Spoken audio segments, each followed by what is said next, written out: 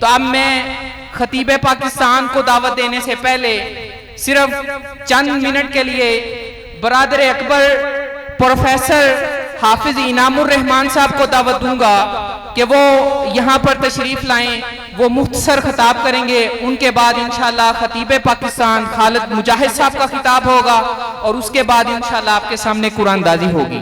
बिस्मिल्लाहिर्रहमानिर्रहीम।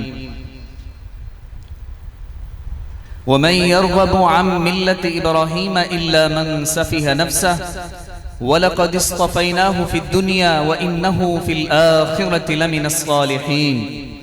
इज़ क़ाल लहू रब्बुहु अस्लिम क़ाल अस्लमतु लिरब्बिल आलमीन। तारीफ़ात, तस्बीहात, तकबीरात, तहलीलात अल्लाह जल्ल शानुहु के लिए, बेशुमार दुरूद व सलाम इमाम कायनात, सय्यद कायनात, इमाम आज़म, कायद आज़म, मोहसन आज़म, मुबल्लिग़ आज़म, मुस्लिह आज़म मुहम्मदुर रसूलुल्लाह सल्लल्लाहु अलैहि व आलिहि वसल्लम की ज़ाते मुतहरा मुक़द्दसा पे ज़ुल्हिज्जा है, हज का सीज़न है। हर साल परवरदिगार इंसानों को बिलउमूम और मुसलमानों को बिलखुसूस अपने हबीब और खलील इब्राहीम अलैहिस्सलाम की याद दिलाता है। वजह क्या है? कुरान मजीद में अल्लाह जल्ल शानुहु ने जब अहले किताब को समझाना चाहा, जब उनकी गलतियों, उनकी कजरवियों, कम फहमियों को पॉइंट आउट किया, इब्राहीम अलैहिस्सलाम की जिंदगी वहां पे बयान फरमाई।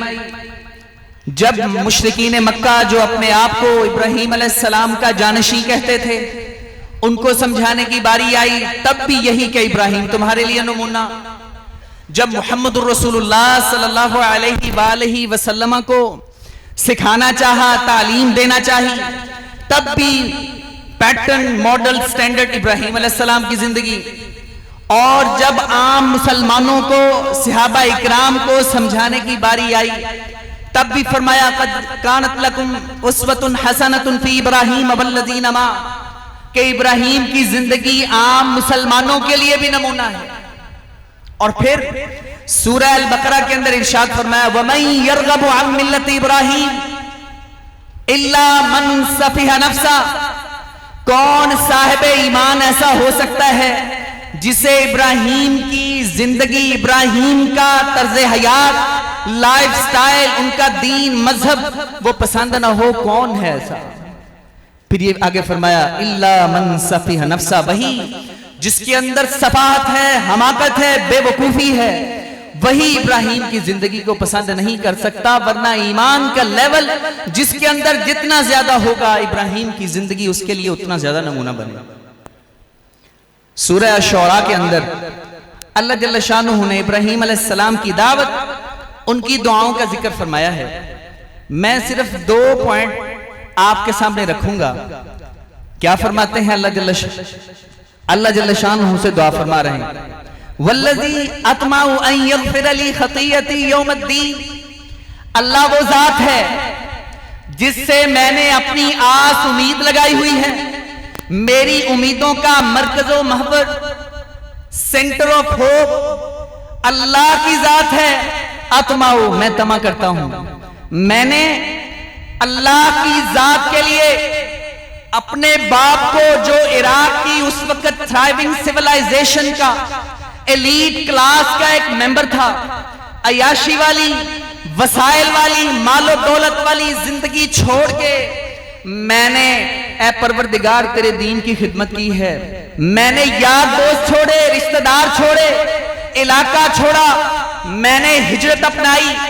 परवरदिगार मैं तुझसे दुआ कर रहा हूं, अतमाउ अन यग़फ़िर ली ख़तीयती, मैं ये नहीं कहता कि मैंने जो तेरे दीन की खिदमत की है वो शायद जन्नत में जाने का सिला और उसकी कीमत है, नहीं, मैं फिर भी आस और उम्मीद तुझसे लगा रहा हूं। अपनी इबादतों पे, अपनी रियाजतों, कुर्बानियों पे कोई फख्र नहीं। सुनन तिरमिज़ी में रिवायत है, आयशा रज़ियल्लाहु ताला अन्हा रसूलुल्लाह सल्लल्लाहु अलैहि वसल्लम से सूरह अल-मुमिनून की एक आयत के बारे में सवाल करती हैं।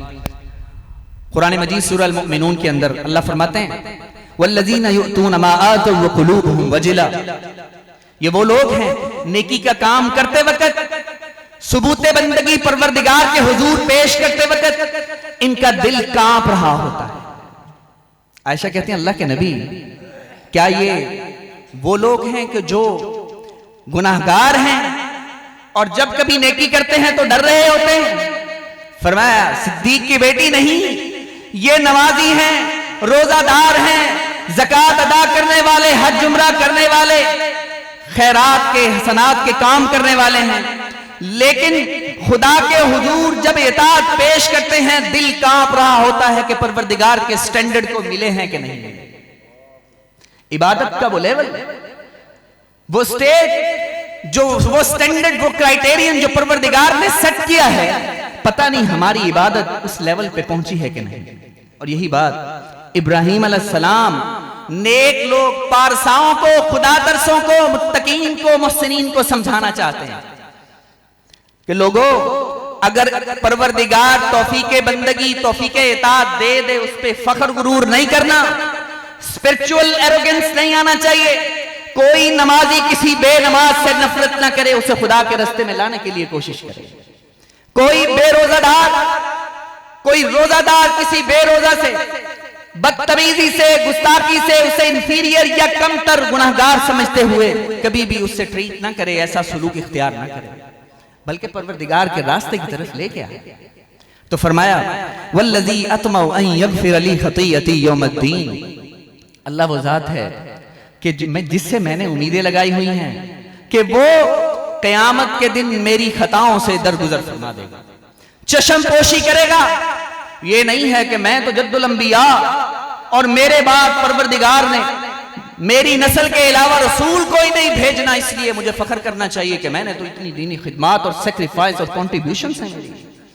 तो ये तसव्वुर हमें मिलता है कि नेक लोग कभी भी जो नेक नहीं है या कम नेक है उनको हकीर न जाना, अपनी इबादत पे कभी भी फख्र न करें, तफक्कुर नहीं, तशक्कुर का जो तरीका वो अपनाया जाए। और दूसरा सबक जो हमें इब्राहिम अलैहिस्सलाम की जिंदगी से मिलता है वो क्या है?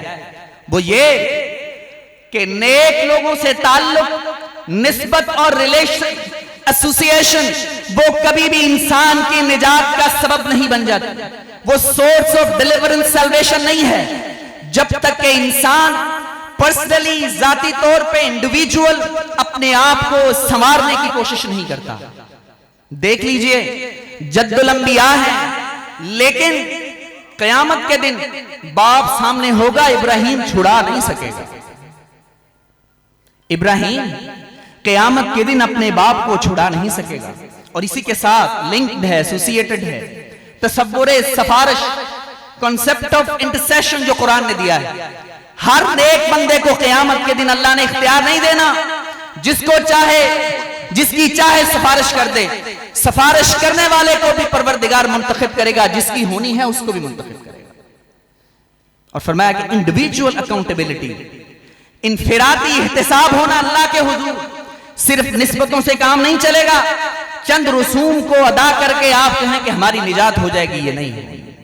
आपको पर्सनल कैरेक्टर बिल्डिंग करना पड़ेगी, तामीर सीरत करना पड़ेगी, अपने किरदार को, अपनी सीरत को निखारना पड़ेगा, कम से कम के खुदा के सामने आप पेश हो सकें। और फिर अगर जरूरत पड़े तो परवरदिगार ग्रेस मार्क्स दे के आपको निजात दे दे।